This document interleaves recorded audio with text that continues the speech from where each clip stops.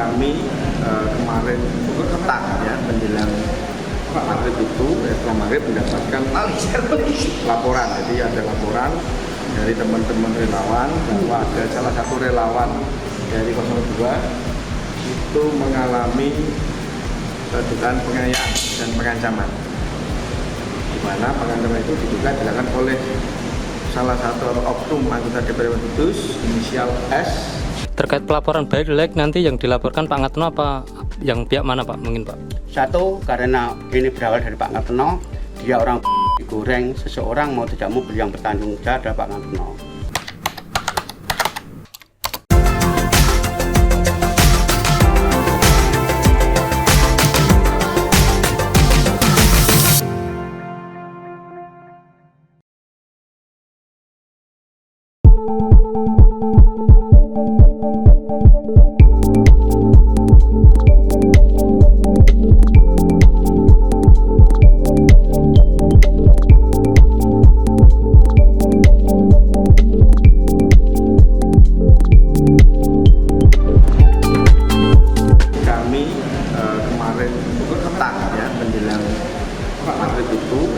Mendapatkan laporan. Jadi ada laporan dari teman-teman relawan bahwa ada salah satu relawan dari 02 itu mengalami dugaan penganiayaan dan pengancaman, di mana pengancaman itu diduga dilakukan oleh salah satu oknum anggota DPR Kudus inisial S ya, yang tadi malam kita langsung lagi dengan mengantarkan korban untuk melakukan berobat di Sukatreprentum di Rumah Sakit Umum Daerah dan Kudus.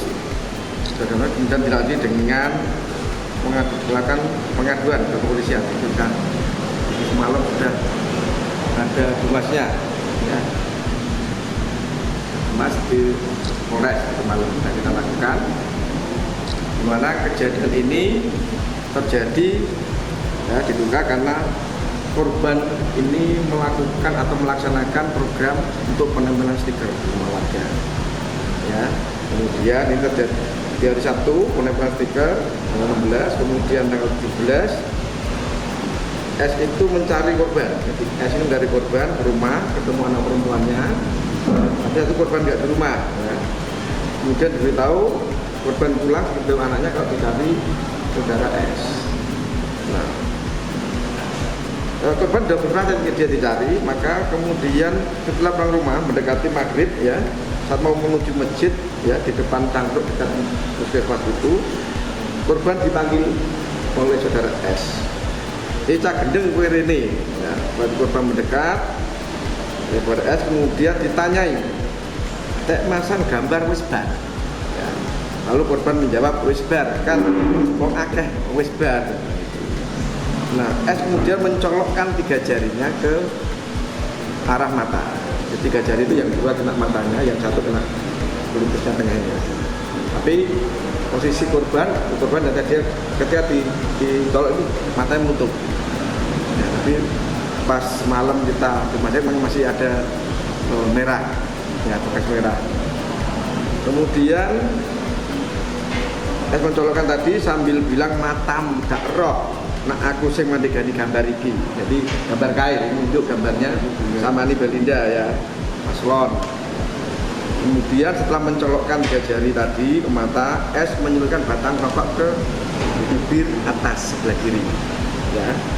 Kemudian meludahi korban berkata, "Kowe ndak boleh tak pateni." Ya ada kalimat itu korban. Nah, setelah kejadian itu korban dilerai oleh saudara Dargo. Ya, dibawa kemudian diajak ke masjid, sholat kemudian pulang. Jadi sempat juga ada kena akiknya di pelipis atas itu semalam masih kelihatan benjolnya. Kita sudah lakukan pemeriksaan di rumah sakit. Ya, besoknya nanti diambil oleh penyidik ke rumah sakit. Nah, yang menjadi warga itu ada banyak, tapi memang mayoritas ada hubungan kerabat dengan saudara. Jadi itu kronologisnya kejadian semalam. Jadi kita dibabat di ini, ya. Laporannya apa? Laporannya kita cuma terkait dengan penganiayaan. Ya. Tapi juga nanti ada pengancaman di 351, 352 dan 353. Mas, itu awalnya kenapa itu misal penempelan stikernya ditempel di atas paslon atau? Enggak, cuma warga. Jadi cuma warga. Jadi cuma warga banyak yang kemudian meminta karena memang mengetahui kan memasang stiker dan ada kompensasi itu pun melalui izin warga. Dan tindakan itu terjadi setelah proses itu, bukan pada saat terjadinya itu. Pak, info yang terlapor anggota DPRD Kudus sendiri, Pak.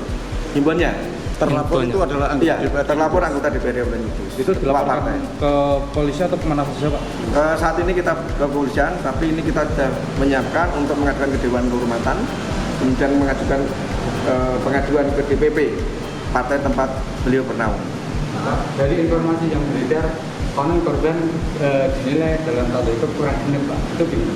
Nah itu kalau yang mengatakan itu ada bukti surat dari dokter, kurang genep atau tidak kan? Mas, kita melaporkan ini memang merupakan keputusan dari kampanye 02. Ya, ini juga dari keputusan kita sudah semalam sampaikan ke korban juga merasa tidak terima penjelasan seperti itu karena dia beranggapan apa mentang-mentang saya orang kecil kemudian mau dibunuh gitu. Dia mau meminta keadilan. Pak, kalau tanggapan dari calon teman-teman lain? Ya, semalam Pak Topo langsung menengok korban di rumah sakit. Jadi kalau dari Pak Topo sendiri memberikan penguatan kepada korban, artinya tidak usah berkecil hati, tetap apapun pilihan tetap akan didukung, akan di backup sepenuhnya oleh tim karena permasalahan kan bermula dari pemasangan stiker. Jadi sebagai bentuk tanggung jawab moralitas, Pak Topo jam pemerintahan kami harus dikawal sampai tuntas kasus ini. Luka-lukanya apa aja, Pak? Luka-luka mata yang sempat merah itu, kemudian sini ada benjolan kesulitan di bibir, ya diludahi sama ada ancaman. Pak.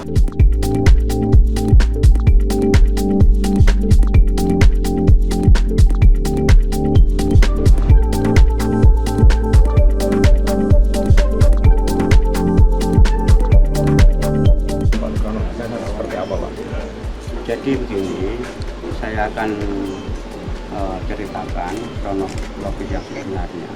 Kejadian adalah bukan kemarin, tapi hari Minggu tanggal 17 kurang lebih jam 5:15 sore. Nah, setelah ada laporan dari warga masyarakat bahwa 02 memasang stiker dengan uang 50.000 tapi tidak merata. Di sana bahasanya adalah sing malu Pak Super nggak dikasih. Lah setelah itu yang ngomong siapa? Pak Ngateno kan gitu. Lah setelah itu yang namanya Pak Ngateno anak buah saya dan juga dia itu katakan tangan kanan saya sebetulnya. Tapi karena waktu ada pertemuan tim 01 dia tidak saya ikutkan karena korte hanya 10-12 orang, maka dia tidak ikut karena bahasanya ada orang saya. Nah setelah itu ada rekrutan dari 02, dia ikut ke sana dan waktu tempel stiker hanya dia yang mendampingi dari tim-tim orang luar desa.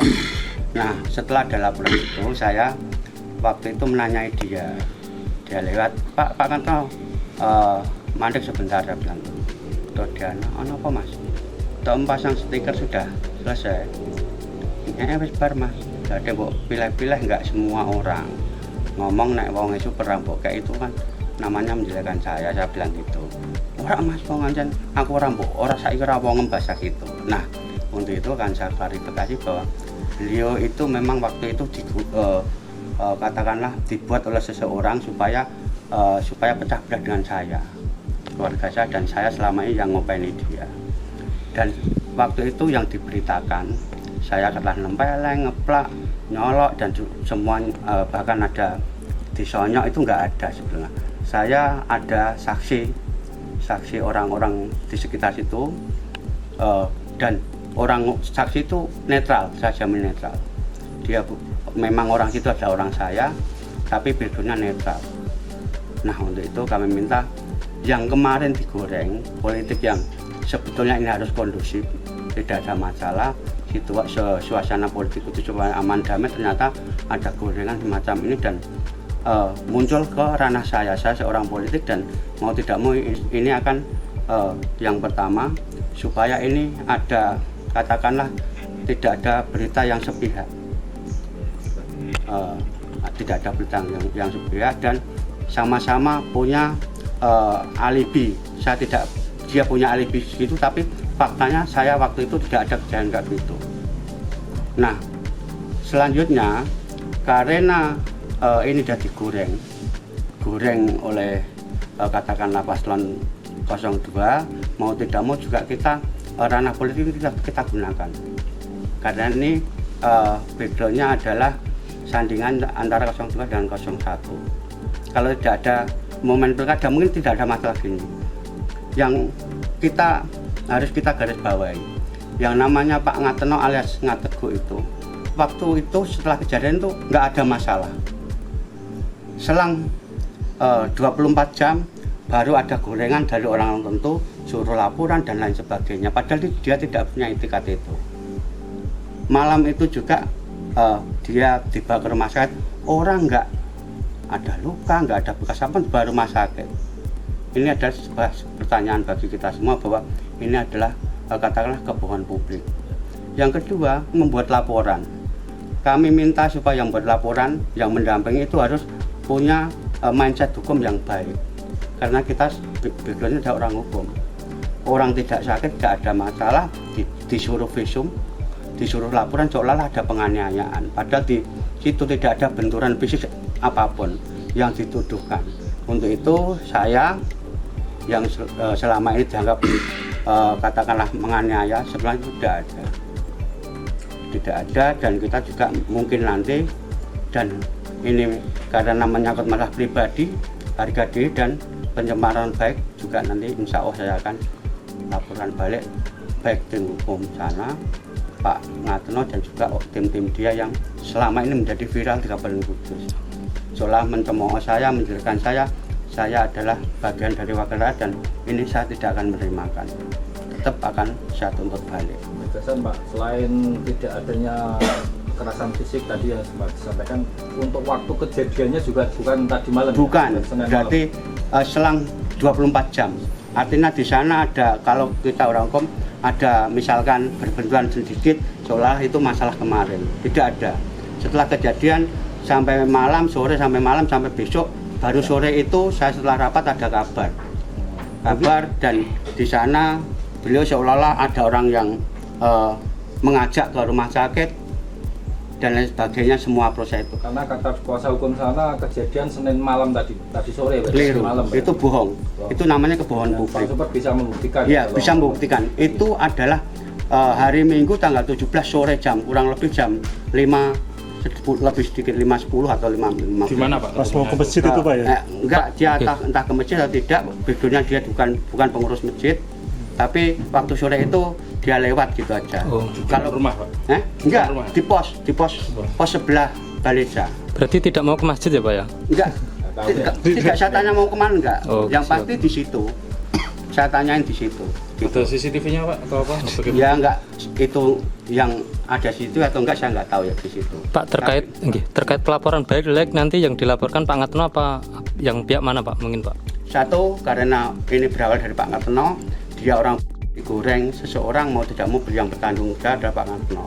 Walaupun saya tahu dia orang saya, selama ini juga membantu saya dan lain sebagainya, dia butuh apapun juga saya cukupi, karena ini sudah menjadi bisa dikatakan beliau itu sudah menjelmikan saya, menjual harga diri saya, nama baik saya dicemarkan, mau tidak mau Pak Ngateno sini sebagai secara pelaporan pertama dan tanggung jawab berita itu, karena kalau tidak ada Pak Ngateno tidak ada berita.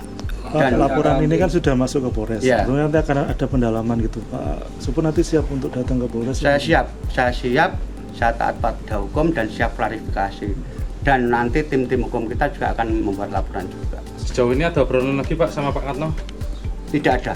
Selama ini beliau juga tidak ada masalah. Di desa itu nggak ada masalah. Jadi sepi-sepi saja, baik-baik saja dan tidak ada masalah di sana. Yang membuat move adalah beliau-beliau itu karena digoreng. Jadi cepat tegas, jadi waktu itu memang nggak ada kontak fisik gitu. Nggak ada nggak ada kontak beras, ada sakit di sana.